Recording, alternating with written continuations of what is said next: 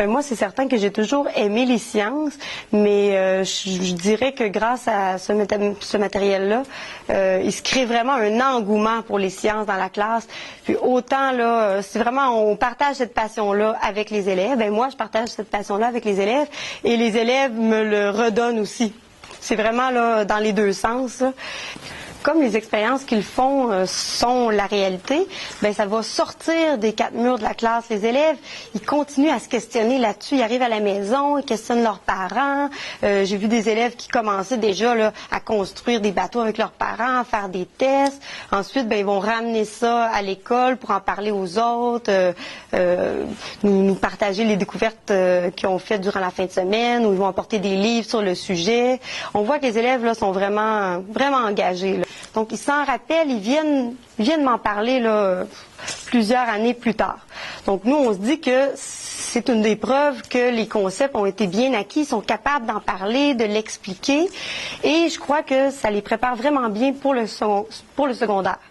Non seulement il y a ces concepts-là qui ont bien acquis, mais ils ont aussi développé une attitude de chercheur.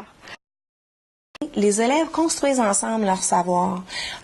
Un élève va amener un élément de réponse, un élément de réflexion, une hypothèse. Ça va faire penser à l'autre. Ah oui, j'ai déjà vu telle chose à telle place, ou j'ai déjà entendu telle information dans telle émission de télévision.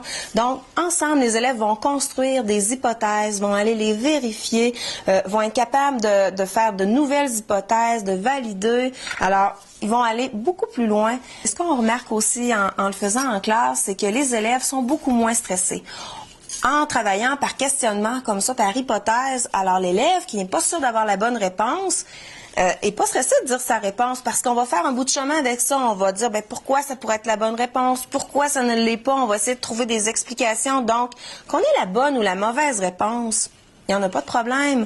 Moi, je trouve que pour nos élèves qui sont en difficulté d'apprentissage, ça leur permet enfin de pouvoir dire ce qu'ils pensent. On va le transférer dans les matières comme les mathématiques, le français. Je vous donne un exemple. Un élève qui vient me questionner, au lieu de tout de suite, OK, on l'explique, on va commencer par le faire raisonner. Moi, je trouve qu'on apprend aux enfants à réfléchir. C'est quelque chose de super important dans notre société d'aujourd'hui.